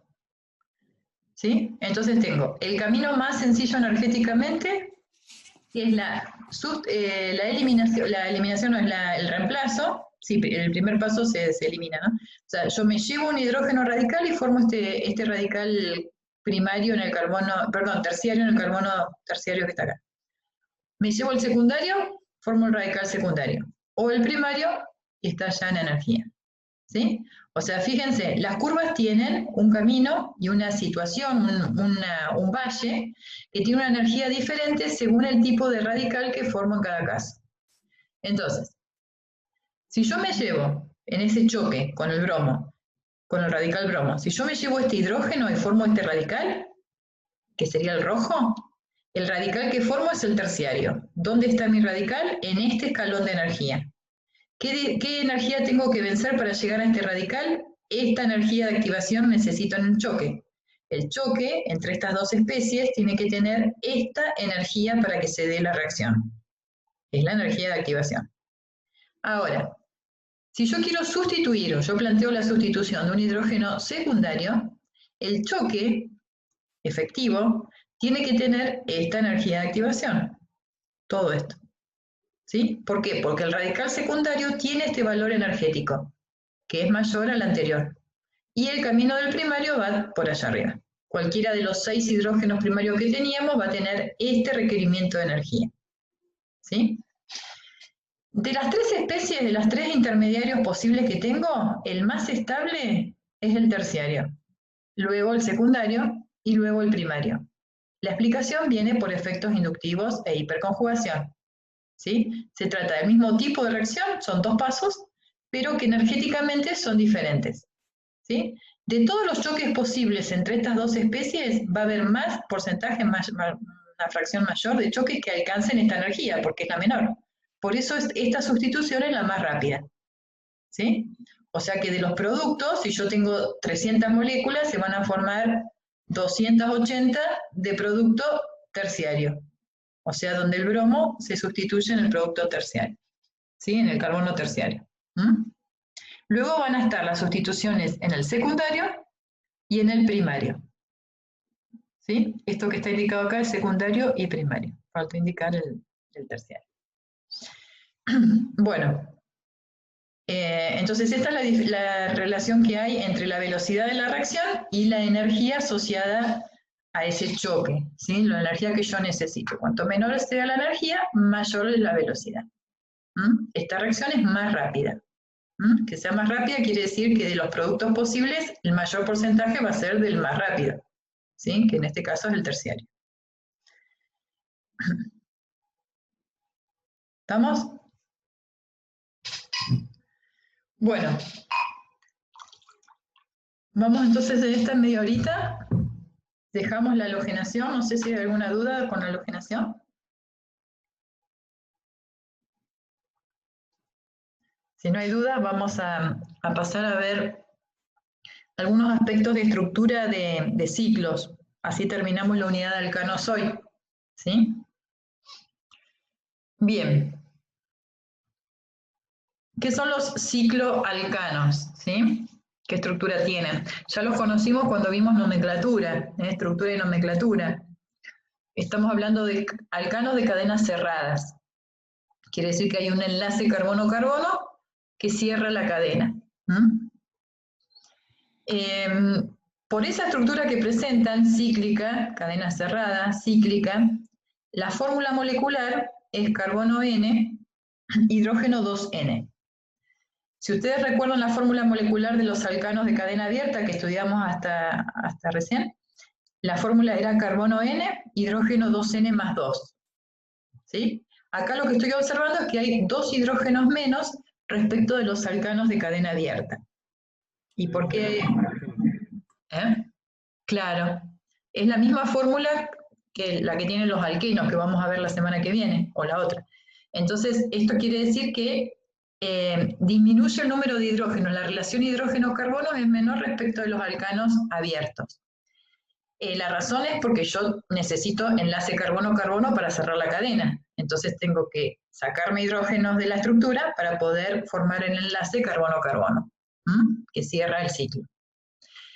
Por esta relación hidrógeno-carbono, ¿sí? A estos compuestos se los clasifica como insaturados. ¿Sí? O sea, no tienen la mayor relación hidrógeno-carbono como tienen los saturados. Los saturados serían los alcanos de cadena abierta. Esta relación es la que corresponde a los alquenos, como bien dijeron recién, o los cicloalcanos, ¿sí? Y serían insaturados. Hay una insaturación. Bien, ¿cómo reaccionan estos compuestos? Bien, lo que vamos a ver es un concepto que ya vimos, o una reacción que ya vimos para alcanos abiertos, la vamos a repasar un poquito para después ir a los ciclos y explicarla en el caso de los ciclos. ¿Sí? Vamos a ver la reacción de combustión, y lo más importante en la reacción de combustión, que es el calor de combustión. ¿Sí? ¿Por qué tomamos este tema otra vez? Porque con el calor de combustión vamos a explicar estabilidad de los ciclos. ¿Sí? ¿Qué era el calor de combustión? El calor de combustión es una medida de la estabilidad termodinámica, dice esto. Para poder explicar lo que dice acá, tengo que ver el gráfico que está a continuación. Veamos, vamos a dejar pendiente esto, veamos que era un calor de combustión, que era la energía que se liberaba en la combustión de 1 mol de alcano. ¿Sí? Entonces yo estoy viendo acá, fíjense, dos isómeros. Uno es el butano y el otro es el 2-metilpropano, ¿sí? Reaccionan con los mismos moles de oxígeno porque son isómeros. La cantidad de oxígeno depende de la cantidad de carbono que tengo que oxidar. Si la cantidad de carbono es la misma, la cantidad de oxígenos es la misma. En los dos casos se forma dióxido de carbono y agua, pero fíjense dónde está la diferencia. La diferencia está en el calor de combustión, ¿sí? Entonces, ¿qué observo aquí? Lo que observo es que los alcanos lineales tienen mayor calor de combustión que los cíclicos. Que los ramificados, ¿sí? Es decir, el isómero de cadena no ramificada lineal libera más calor que el isómero ramificado, ¿sí? O sea que el calor de combustión depende de la estructura de la cadena. Si yo ramifico, voy a tener menor calor de combustión, ¿sí? La diferencia es de 2 kilocalorías, ¿sí? Entonces, ¿qué relación hay entre ese calor liberado y la estabilidad? Decíamos acá arriba que el calor de combustión es una medida de la estabilidad termodinámica. Bueno, para explicar eso vamos a este diagrama. Tengan presentes esos dos valores, aquí se ven. Calor de combustión es la diferencia que yo voy a tener entre los reactivos, que es el alcano y el oxígeno, y los productos, que es dióxido de carbono y agua. Esa diferencia entre la situación inicial y la final es el delta H de la reacción. Fíjense que en este caso dijimos que si la cadena es extendida, no ramificada, tengo un calor mayor que si es ramificada. Esta diferencia, que es 2 kilocalorías, está dada porque la energía de los alcanos iniciales es diferente. ¿Qué observo en este diagrama? Para que la energía liberada sea diferente, si los productos son los mismos, la diferencia tiene que estar acá. Entonces, hay una diferencia de 2 kilocalorías entre una estructura ramificada y una no ramificada. La ramificación baja la energía del alcano. Son dos isómeros y el más ramificado es más estable. Parte de un escalón energético menor. Si parte de este escalón rojo, mi calor de combustión es menor. ¿Se entiende? Entonces, una forma experimental de medir la estabilidad, ¿sí? Esto es para una molécula, ¿no? Pero vale para cualquier especie, es mediante el calor que libera. En este caso, en una reacción de combustión. Entonces, si libera menos calor, es porque la energía de partida fue menor. ¿Se entiende? Bien, entonces, ¿cómo se explica lo que estamos viendo recién? Decimos, los alcanos ramificados son más estables. Acuérdense lo que dije recién. Cuanto menos energía tenga, más estabilidad tiene, ¿sí? O sea, tiene menos tendencia a reaccionar, ¿sí? Este está más cerca en energía que la energía de activación, ¿sí? El verde tiene menos estabilidad, es menos estable, tiende a reaccionar. El rojo es más estable, ¿sí? Entonces, los alcanos ramificados son más estables, ¿sí? La diferencia, que en este caso es 2 kilocalorías, se debe a una serie de fuerzas atractivas, y que en algún caso puede ser repulsiva, que se dan dentro de las moléculas, ¿sí? Esas fuerzas atractivas o repulsivas son similares a las fuerzas que veíamos en el caso de fuerzas intermoleculares. Cuando yo digo una molécula interacciona de forma dipolo-dipolo con otra molécula, estoy hablando de fuerzas atractivas entre moléculas. O cuando digo las fuerzas intermoleculares son de London, bueno, son también fuerzas atractivas. En este caso, las fuerzas atractivas se dan dentro de la molécula, pero son de la misma naturaleza que las que se dan entre moléculas. Eso es lo que les quiero decir. La diferencia está en dónde se están dando. En este caso son fuerzas dentro de la misma molécula, pero son atractivas. ¿Qué tipo de fuerza atractiva o repulsiva puedo tener dentro de una molécula? Yo dentro de una molécula, ¿qué tengo? Núcleos de cada elemento que compone mi molécula y tengo electrones, ¿sí? Entonces, si tengo núcleos que son positivos y tengo electrones, las fuerzas dentro de una molécula van a ser repulsivas si estoy considerando núcleo con núcleo o electrón con electrón. y van a ser atractivas si considero atracciones núcleo-electrón, por ser de carga opuesta. ¿Sí? Entonces, esto mismo ocurre cuando, como les decía recién, cuando hablábamos de fuerzas entre moléculas o en un enlace. Se dan este tipo de situaciones. Entonces, ¿por qué los compuestos ramificados son más estables?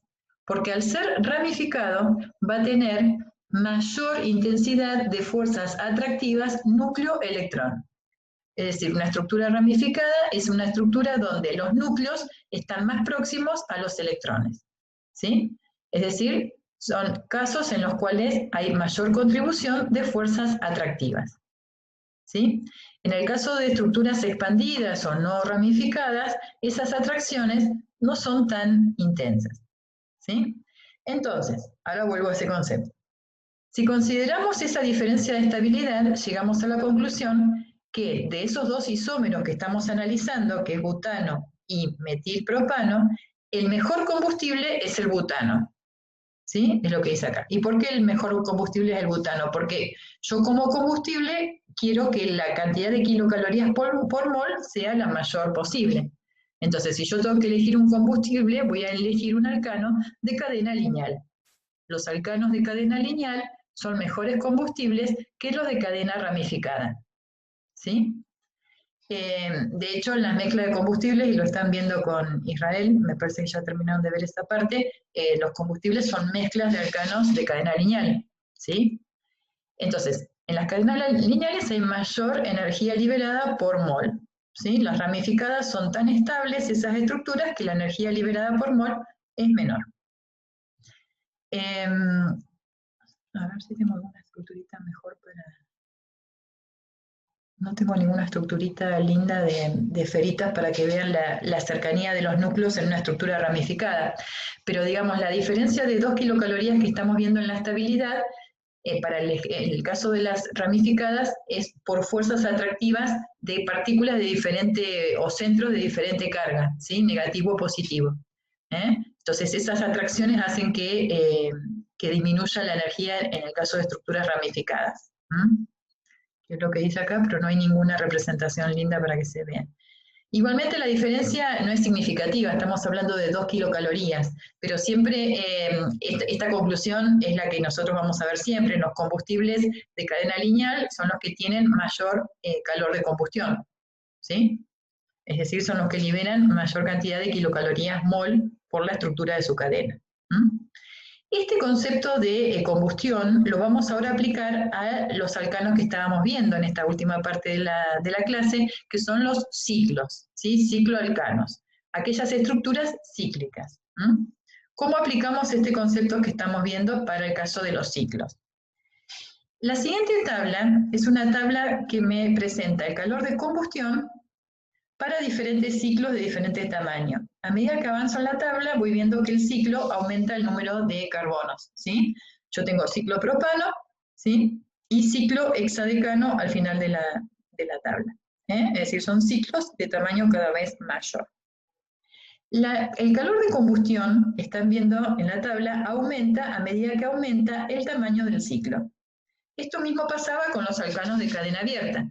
El calor aumentaba a medida que yo voy incorporando carbonos a la cadena.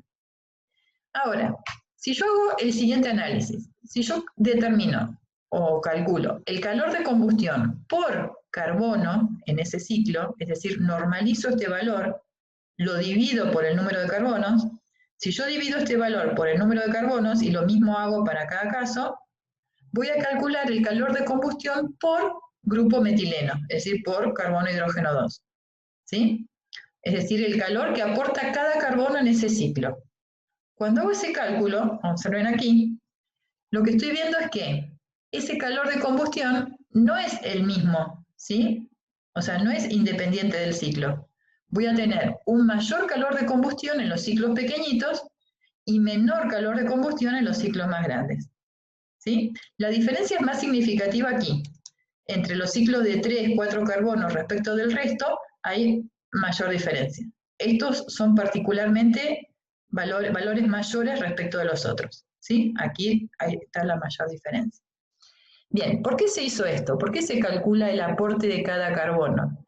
porque de esta manera se puede determinar la estabilidad de los ciclos.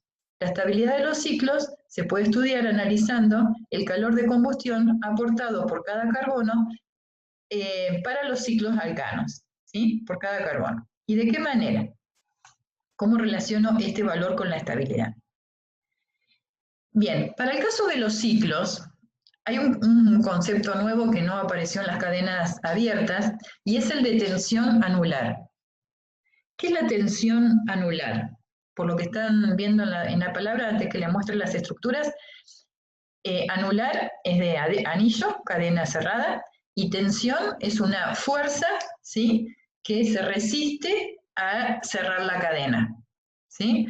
Cuando mi cadena de carbono se cierra, va a haber una fuerza que se llama tensión que trata de abrir esa cadena, ¿sí? ¿Y eso por qué se da? Esa tensión anular se da porque cuando yo cierro una cadena en un ciclo, lo que hago es cambiar el ángulo de enlace carbono, carbono, carbono, ¿sí? O sea, ese ángulo que tenía en la cadena abierta, que según la hibridación que tengo en los alcanos es 109.5, cuando yo cierro el ciclo, ese ángulo cambia. Veamos, esperen que vamos a avanzar un poquito más. Veamos el caso de los ciclos que estamos viendo, de 3, 4, 5 y 6 carbonos. Si yo tengo un ciclo de 3 carbonos, ¿sí?, en una representación Howard, que Howard propone que los ciclos son planos, aunque no lo sean, pero fíjense, el ángulo de enlace aquí es un ángulo de 60 grados, ¿sí?, en un triángulo. 60 es un ángulo muy inferior a 109.5. Si yo tengo un ciclo de 4 miembros, el ángulo va a ser casi 90, ¿sí? También 90 es diferente a 109. Pero a medida que yo voy incorporando carbonos al ciclo, el ángulo de enlace, este enlace, ¿sí?, se aproxima a 109.5. 109.5 sería la situación más estable porque es el ángulo de este enlace en una cadena abierta. Bien, ¿cuáles son los ciclos que tienen ese ángulo de enlace? El ciclo hexano, es decir, los ciclos de 6 miembros, tienen ángulos cercanos a 109. Es decir, a medida que yo voy incorporando carbonos en el ciclo, el ángulo se aproxima al 109.5, que son los grados de la cadena abierta, ¿sí? Entonces, ¿cuáles serían los ciclos que tienen mayor tensión? Los que tienen ángulos totalmente diferentes. El ciclo propano, el ciclo butano, son ciclos de alta tensión anular, ¿sí? Es decir, este ciclo va a tener tendencia a abrirse y reaccionan de esa manera, de hecho, ¿sí? Bien, vamos un poquito entonces a lo que estábamos nosotros. Entonces, definíamos lo que era la tensión anular. Es esa fuerza, esa tendencia a que se abra ese ciclo y está originada por la distorsión en los ángulos de enlace, ¿sí? Bien. Varios químicos estudiaron los cicloalcanos, ¿sí? Uno de ellos fue Bayer, y Bayer, la propuesta de Bayer para los ciclos era imaginarlos, o el modelo que propuso es de ciclos planos. Él suponía que los ciclos, o su modelo propone ciclos que son planos y que se representan como si fueran figuras geométricas, ¿sí? El ciclo propano un triángulo, el ciclo butano un cuadrado, y así sucesivamente con la figura geométrica que le corresponda.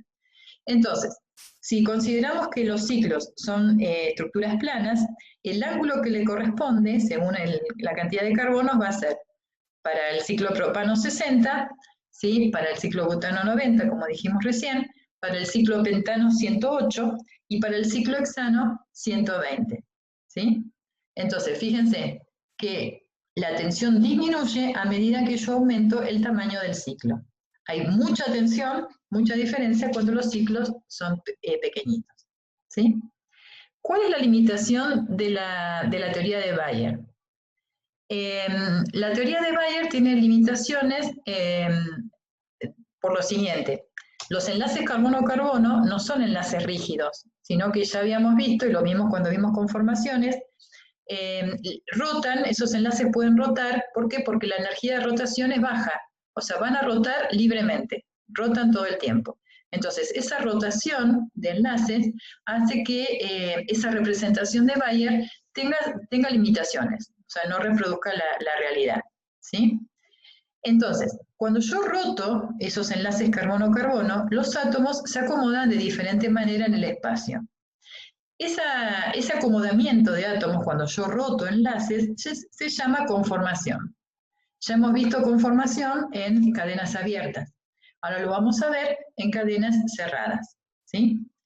Si yo roto ese enlace, lo que hace la molécula cuando rota es disminuir o tratar de disminuir todo lo que se puede esa tensión anular. Si yo digo, bueno, el ciclopropano es un triángulo, o sea, una figura geométrica plana, el ángulo va a ser 60, ¿sí? No queda otra opción. Pero si yo roto los enlaces, voy a tratar de que ese ángulo no esté tan tensionado, ¿sí? Ese es el objetivo de rotar los enlaces y de adquirir la conformación de mayor estabilidad. Pero ¿qué pasa? Si el ciclopropano y el ciclobutano tratan de rotar, ¿sí? Por más que traten de rotar sus enlaces carbono-carbono, es tan diferente, ¿sí?, el ángulo que presentan que la tensión angular nunca se va a poder vencer. Es decir, yo siempre voy a tener una tensión anular asociada a esta diferencia en el ángulo de enlace respecto de la cadena abierta, ¿sí? Si yo considero, por ejemplo, en el caso del ciclopropano, ¿sí?, que tiene un ángulo de 60 grados, por la figura que le corresponde a la estructura de Bayer, debería tener un carbono con una hibridación sp5, ¿sí?, considerando que a medida que disminuye, fíjense, a medida que aumenta, perdón, el porcentaje de P en el híbrido, el ángulo disminuye, ¿sí?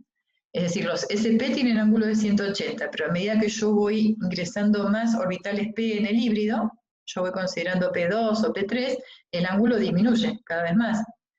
Si yo tengo que llegar a un ángulo de 60, que es el ángulo que tengo en el ciclopropano, el carbono tendría que tener hibridación SP5 con este análisis, ¿no? Entonces, bueno, no hay forma de que el ciclopropano tenga una estructura estable, ¿sí? Bien. Tan inestable es el ciclo de tres carbonos, perdón, como el ciclopropano, que estos ciclos no reaccionan como los alcanos, como lo estuvimos viendo la clase pasada y esta. Es decir, no dan reacciones de sustitución, sino que las reacciones que dan son reacciones de adición. Es decir, son reacciones donde el ciclo trata de abrirse, ¿sí? Es decir, reaccionan en forma similar a los alquenos, ¿sí? Cuando veamos las reacciones, vamos a ver que en ciertas condiciones los ciclopropano o el ciclobutano trata de abrir esa tensión, vencer esa tensión, abriendo su cadena y reaccionando por adición. Es decir, tendrían un comportamiento similar a los alquenos, ¿sí? Los demás miembros, es decir, los ciclos de mayor número de carbonos, van a tener menor tensión angular, ¿sí? Por lo tanto, van a poder rotar sus enlaces y adoptar el ángulo a la mayor estabilidad. Y de ahí surgen los conformeros, ¿sí? Voy a tener conformeros para ciclos de a partir de 5 carbonos. Ya 3 y 4 los saco del análisis por lo que estuvimos diciendo. Es tan alta la tensión anular que tienen que por más que roten no llegan a estructuras estables, ¿sí? Pero en el caso de ciclos de 5 y 6 miembros sí se da la formación de conformeros, es decir, son disposiciones espaciales de los átomos que surgen a partir de rotaciones de enlaces sigma. ¿Qué enlaces sigma van a rotar? Los enlaces carbono-carbono. ¿Qué funciona el bidet? No lo probé, pero... Entonces, se anda abajo, por eso te... Entonces voy a ir rotando el enlace carbono-carbono para adoptar las diferentes conformaciones. Fíjense, tengo el ciclo sano, como lo planteó Bayer, ¿sí? Es decir, una figura plana de 6 carbonos. Esa figura y esa estructura no es la estructura real del ciclo, ¿sí? ¿Por qué? Porque lo que vamos a tener es conformaciones... ¿Sale agua? Okay. ¿Hay alguien que tiene el micrófono abierto? No sé si será Lucho, que recién entró. Sí, ya está, ya lo muteé, no te preocupes. Bien. Entonces, para poder adoptar y bajar esa tensión anular, lo que vamos a hacer es rotar los enlaces sigma carbono-carbono y adoptar las diferentes conformaciones. Es decir, lejos de ser una figura plana, un ciclo hexano va a tener esta orientación espacial de sus átomos. Estas disposiciones espaciales, llamadas conformaciones, son las que reproducen en forma más estricta o más fiel la situación real de un ciclo, ¿sí? Un ciclo no se puede representar de esta manera, por más que didácticamente nosotros lo hagamos así, pero la forma de que se aproxima a la realidad es la de las dos conformaciones que están viendo. Estas dos conformaciones son las de mayor estabilidad, y sobre todo la conformación silla, ¿sí? La conformación silla es particularmente estable, y ahora vamos a tratar de representar estas conformaciones.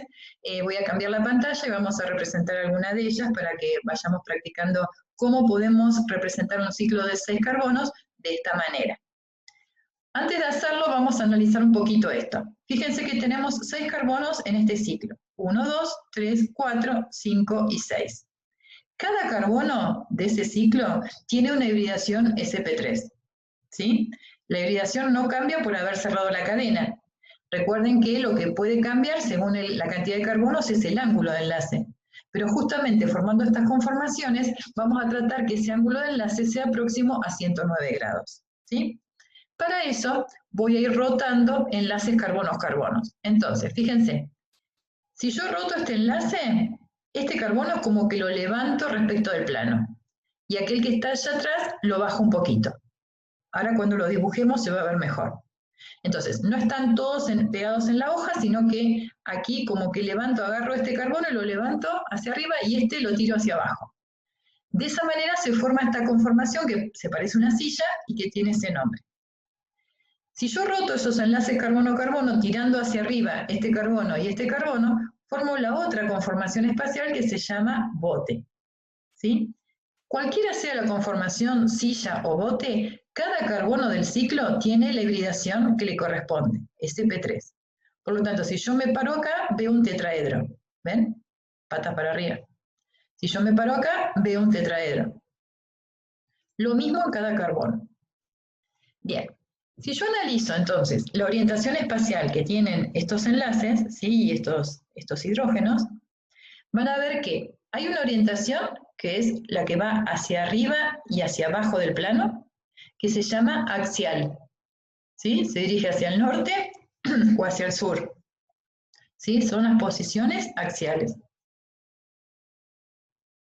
Y hay otra orientación espacial que sigue el plano del ciclo, o trata de acoplarse al plano, y se llama ecuatorial.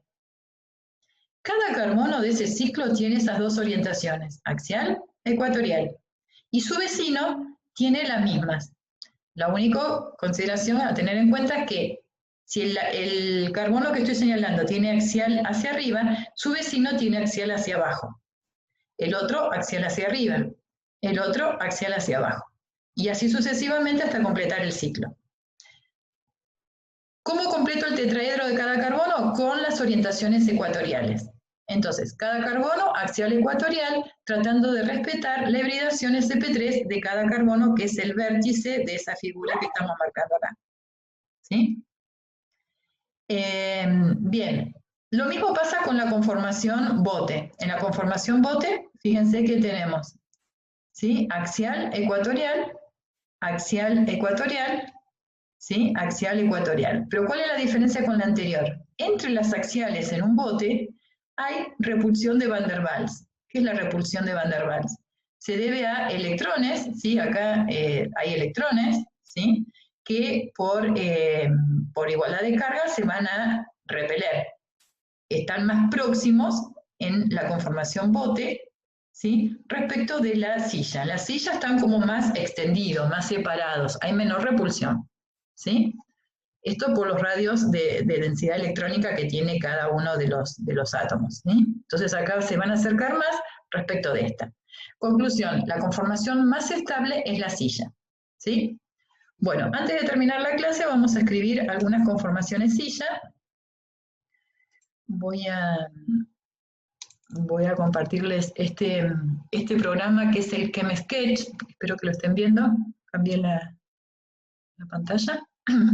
El ChemSketch lo pueden descargar de internet, es gratuito, y lo que vamos a hacer es escribir la conformación silla representando dos enlaces carbonos-carbonos en forma paralela, ¿sí? Luego lo que voy a hacer es representar los otros dos. Bueno, acá me quedó un poquito, esperen que vamos a correr un cachito así, que no queden exactamente paralelos ahí. Y los otros dos enlaces carbonos-carbonos hacia abajo, ¿sí? Ahí tengo indicada una conformación o representada una conformación silla. Hago lo mismo. Aquí hago otra. Ay, perdón. Bueno, ya vamos a estar acá. Entonces, aquí hago otra conformación silla, dos líneas paralelas que representan enlaces carbono-carbono, ¿sí? Aquí vamos a indicar esta arriba. Un poquito acá. Ahí está. Y, bueno, cuesta un poquito hacerlo con este programa, en el pizarrón es más fácil.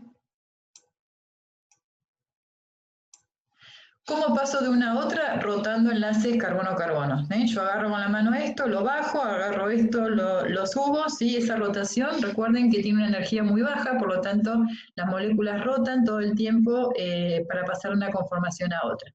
Para completar la representación, lo que hago es, escribo las orientaciones axiales, axial para arriba, axial para abajo, axial para arriba, y axial para abajo. Como cada carbono es un tetraedro, luego lo único que me queda hacer es completar, respetando el tetraedro, si un tetraedro escrito para abajo, un tetraedro para arriba, un tetraedro ahí, un tetraedro acá, un tetraedro ahí y un tetraedro ahí. ¿Está? Y ahí completo la representación. Lo mismo se puede hacer con esto. Así que bueno, después jueguen un poquito para armar esas estructuras que corresponderían a las conformaciones del ciclo hexano. ¿Sí? Bien, y ya para terminar, bueno, acá lo que escribimos recién, ¿sí? Con las orientaciones axial y ecuatorial de cada uno de los hidrógenos.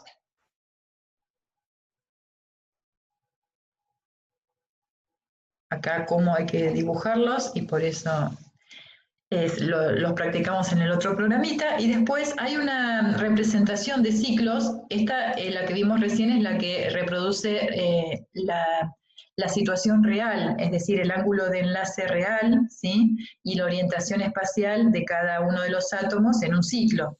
Pero hay una forma que es más práctica y que muchas veces se usa, tanto en libros de textos como en las clases prácticas, que es la representación de Haworth, que consiste en escribir esta conformación de silla que representamos recién, pero en forma de hexágono, como lo había hecho Bayer, indicando solamente la representación axial, ¿sí? Acá no reproduce la hibridación de cada carbono, o sea, no es estrictamente la representación real de esta molécula, ¿sí? Porque si yo considero el tetraedro de cada uno de los carbonos, acá no lo estaría viendo. Pero Haworth propuso esta forma de representar, que es una forma sencilla y que la vamos a usar mucho, tanto para los problemas, y lo van a ver en los libros, porque es más sencilla de representar que la conformación real, que es la conformación silla que aprendimos a escribir recién, ¿sí?